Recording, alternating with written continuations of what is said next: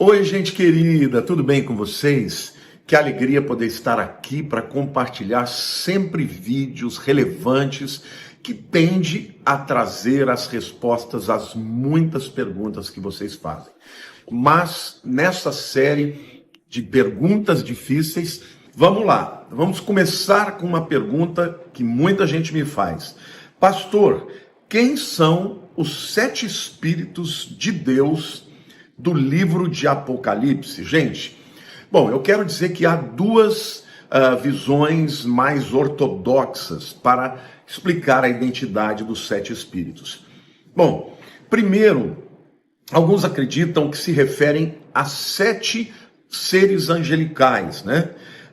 Que estão diante do trono de Deus nos céus. Esta visão até pode ser possível, tá? Porque muitas vezes os anjos são chamados de espíritos. Mas tem um problema com esta visão. Lá em Apocalipse 1:4 diz assim: graça a vocês e paz da parte dele, que é, que era e que há de vir, e dos 7 espíritos de Deus que estão diante do trono. Veja, gente, aqui o livro de Apocalipse está dizendo que a graça e a paz vêm não só de Deus, mas também dos 7 espíritos. Então, o problema aqui, gente, é que não existe origem de bênçãos, seja de graça, seja de paz, em anjos. Anjos são portadores de mensagens, mas eles não são origem de nada. Então, aqui os 7 espíritos de Deus são comparados ao próprio Deus na medida que a graça e a paz parte deles, né? Então, quem que pode ser esses 7 espíritos de Deus? Bom, vocês sabem que o número 7 na Bíblia significa o número da completude, o número da perfeição. Então, quando a gente fala de 7 espíritos de Deus, é uma maneira metafórica de dizer que o Espírito de Deus, ele tem plenitude, né? Sabe todas as coisas, e a partir daí a gente entenderia que esses 7 espíritos de Deus, na verdade, estão se referindo ao próprio Espírito Santo. Será que isso tem respaldo nas Escrituras? Tem sim. Lá em Isaías capítulo 11, versículos 1 e 2, quando Isaías vai falar da vinda do Messias e diz que ele teria, né, o mesmo Espírito de Deus, ele fala desta maneira, ele diz assim: do trono de Jessé sairá um rebento. Rebento é uma florinha, uma plantinha que está acabando de nascer, né? E das suas raízes um renovo. Repousará sobre ele o Espírito do Senhor, 1. O Espírito de sabedoria, 2. O Espírito de entendimento, 3. O Espírito de conselho, 4. O Espírito de fortaleza, 5. O Espírito de conhecimento, 6. E o Espírito do temor do Senhor. Ou seja, quem veio sobre Jesus, a gente sabe isso no Novo Testamento, lá em Mateus, na hora do batismo, né, capítulo 3, foi o Espírito de Deus. E com o Espírito de Deus vieram todas estas manifestações, que são 7, do caráter, da essência do Espírito de Deus, ou seja, Jesus foi cheio do Espírito. E aqui em Apocalipse 1:4 também se refere ao Espírito Santo. Então, respondendo à pergunta, quem são os 7 Espíritos de Deus?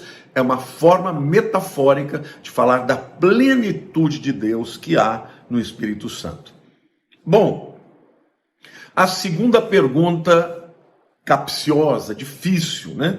Quem são os nicolaítas? Gente, os nicolaítas aparecem lá no livro de Apocalipse 2 vezes, tá? E essa referência essa menção faz referência a um grupo muito perigoso, conhecido como nicolaítas, lá em Apocalipse 2, 6 e 15, tá? Que grupo é esse? Ainda fica um certo mistério, né? Mas há duas visões principais concernente a esse grupo chamado de nicolaítas e também a sua prática. Alguns afirmam que o nome nicolaítas, Nikao no grego significa vencer, conquistar, e Laos é povo. Então, nicolaítas Alguns defendem que eles seriam os precursores, entendeu? Dos clérigos, ou seja, de quando a Igreja Católica estabeleceu a diferença entre cleros e leigos. Clero é uma palavra que também vem do grego, que significa chamados, e os outros leigos. Isso fez uma separação na igreja entre aqueles que poderiam ser portadores, né, da mensagem, de uma unção, que os outros meros mortais não teriam. E isso foi um problema muito sério na igreja, gente, porque o chamado de Cristo é para todo mundo. Todos nós somos chamados para pregar o evangelho, todos nós recebemos dons, isso fica claro nas cartas de Paulo. Mas com a institucionalização da igreja, quando houve essa separação do clero e dos leigos, boa parte da igreja perdeu tanto a necessidade de estudar a Bíblia, de se aprofundar. Muitos achavam que não tinham chamado e, portanto, não tinham obrigação, e a partir daí a igreja ficou na mão de poucos e que se sentiam, né, os únicos ungidos para trazer a revelação e o direcionamento de Deus para a igreja. Na verdade, é a diferença entre os profissionais, né, os clérigos, e os laicos, aqueles que são meramente cristãos, mas que não têm chamado algum, tá? Então, esta hierarquia clerical teria sido algo que roubou da igreja o seu propósito, o seu chamado e daí por diante. Bom, alguns acreditam que esses nicolaítas, portanto, seriam os precursores, né, de quando a igreja foi institucionalizada a partir de Constantino no IV século, mas que já havia um grupo de pessoas que faziam essa distinção, tá? Agora, há uma segunda visão, que é aquela que eu defendo, que é aquela que diz que os nicolaítas eram um grupo de hereges, gente, e juntamente com ele, muitos outros líderes se levantaram para seguir as suas doutrinas, tá? De acordo com a história da igreja, Nicolaus foi um cristão que ele é mencionado lá em Atos capítulo 6, versículo 5, e que posteriormente ele apostatou, tá? Quem que defende esta teoria? O Sr. Robert Thomas, né? Ele apoia essa visão, e essa visão dele e de muitos outros também afirma que eles tinham uma grande influência na igreja primitiva. Além dele, do Sr. Robert Thomas, também tem que defendem essa ideia. Irineu, tá? Que é um dos pais da igreja, Tertuliano ou Hipólito, Tertuliano Hipólito, Doroteus de Tiro, Jerônimo, Augustinho, Eusébio e muitos outros. Eles todos afirmam que, na verdade, eles eram uma seita, né? Uma seita que tinha uma grande influência no agnosticismo, tá? Então, Hipólito ainda afirma que Nicolau foi o precursor de Himeneu e Filetos, que foram condenados lá em 2 Timóteo, capítulo 2, versículo 17. Então, Eusébio também afirma que depois que esse grupo foi censurado, né, e que foi repreendido pelo apóstolo João no livro de Apocalipse, essa seita simplesmente desapareceu em pouco tempo. Então, basicamente, as duas visões para os nicolaítas: primeiro, era um grupo de precursores, daqueles que acreditavam que Deus chamava alguns, né, para serem os ungidos, e os outros eram meros indivíduos leigos que não tinham essa unção, e por causa disso eles foram precursores da visão católica, da divisão de clero e leigos. Outros, dentre os quais eu me incluo, acreditam que era um grupo forte, liderado por Nicolau, que se tornou um apóstata por uma visão agnóstica. A visão agnóstica tinha várias heresias, dentre elas que Jesus não poderia ter morrido, porque Deus não poderia morrer. entendeu? Alguns afirmavam, na verdade, que a gente conhecia a Deus através do espírito do conhecimento, mas que não havia necessidade nem de Jesus ter encarnado. Por isso que lá nas epístolas de João fica claro, né? Se alguém declara que Jesus Cristo não veio de carne, esse é o espírito do anticristo, não é isso? Então, essa segunda pergunta, embora seja muito difícil, há evidências de que eles sejam, de fato, um grupo de apóstatas agnosticistas. Bom, a terceira pergunta, né? Que é uma pergunta difícil também, né? Alguns perguntam para mim assim, pastor, a Bíblia diz lá em Apocalipse capítulo 3, né? Eu vou até ler para vocês o texto para não ficar dúvida de tudo que está falando, para depois responder, tá? Apocalipse 3, 5 diz assim, aqui é uma carta, é Jesus falando à igreja de Sardes, né? O versículo 5 diz assim, o vencedor será assim vestido de vestiduras brancas, e de modo nenhum apagarei o seu nome do livro da vida. Pelo contrário, confessarei o seu nome diante do meu Pai e diante dos meus anjos. A pergunta é, pastor, o nome dos crentes pode ser apagado no livro da Bíblia, no livro da vida? Bom, por que pessoas fazem esse tipo de perguntas?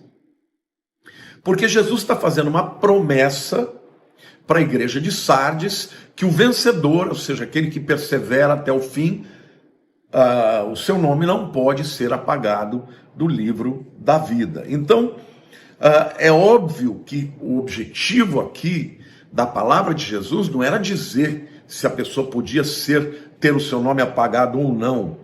Ao contrário, é para afirmar que o nome deles jamais seria apagado do livro da vida. Por quê, gente?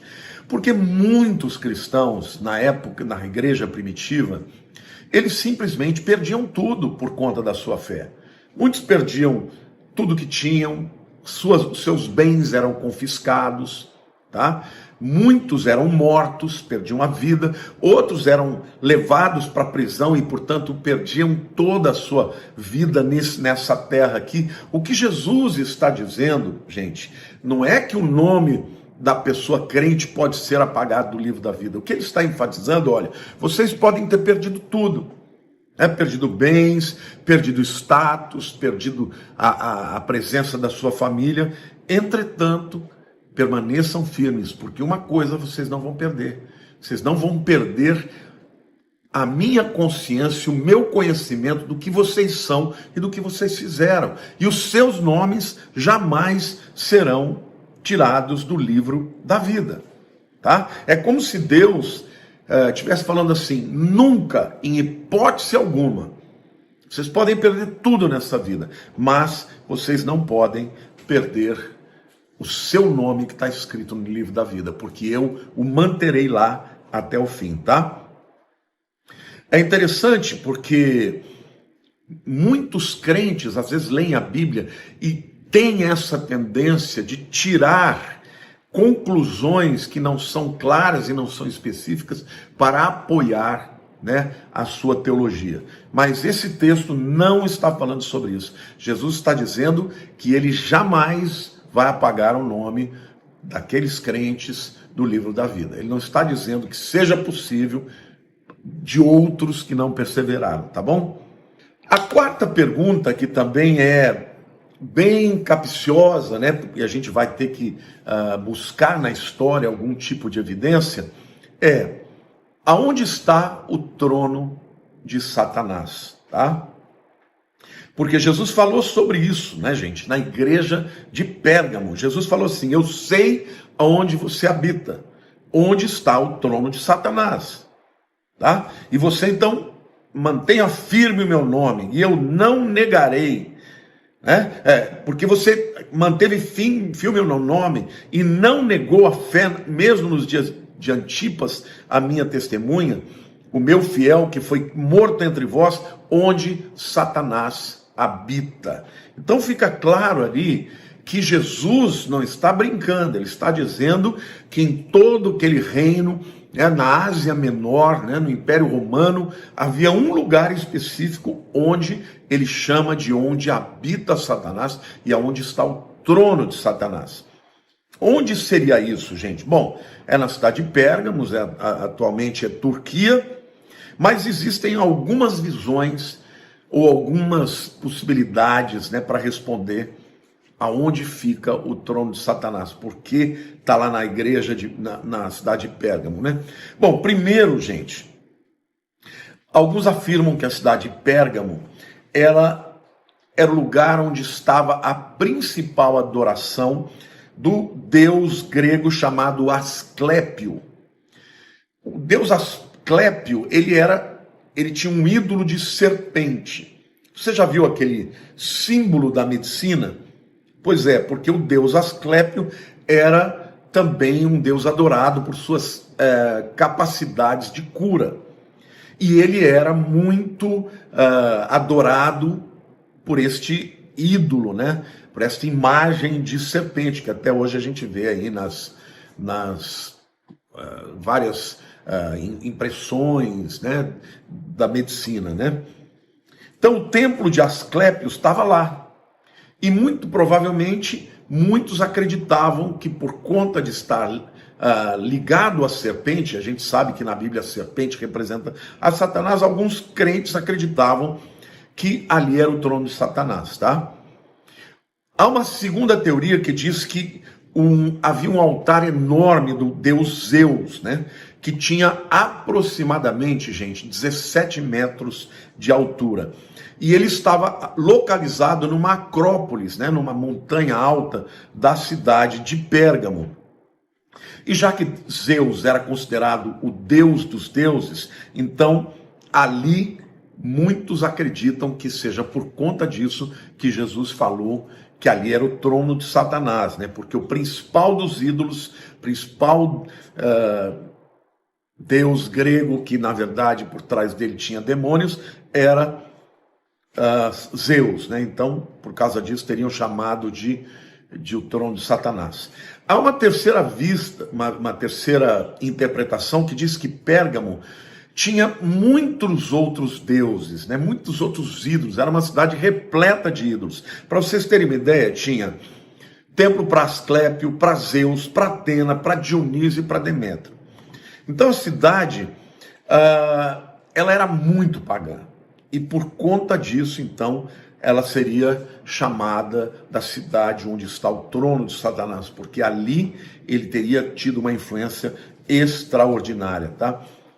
E era também, a cidade era o centro de um culto imperial, ou seja, ao próprio imperador, ou ao próprio, vamos dizer, César, tá? Que naquele tempo, já desde César Augusto, a divinização dos Césares aconteceu. Então tinha templo também para os Césares. Então, na verdade, qualquer uma dessas possibilidades é válida, mas o fato é que Satanás tinha uma presença muito grande lá e tinha o seu trono.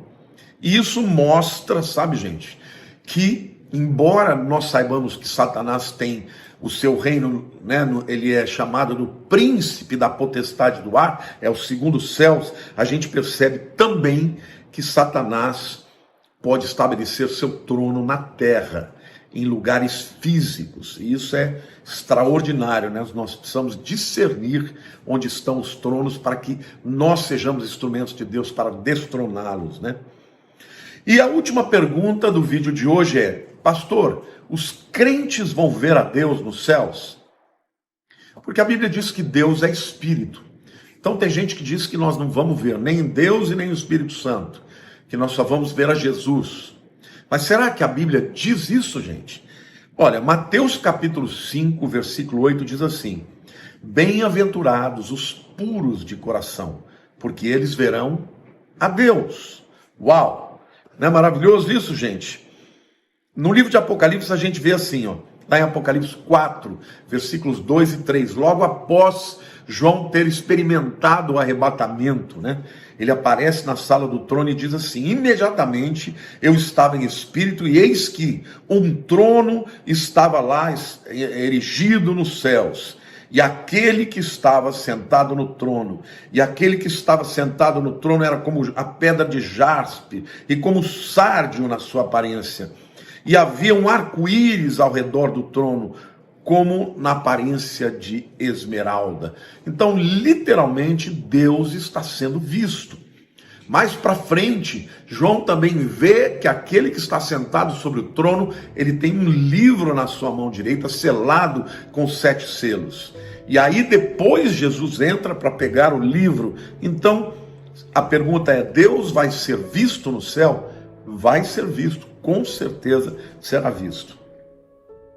Gente, por hoje é só, eu espero que você tenha gostado desse vídeo, e se você gostou, eu quero pedir a você que você possa compartilhar. Espero que você tenha gostado, Deus te abençoe, te amo muito, em nome de Jesus. Um beijo no seu coração.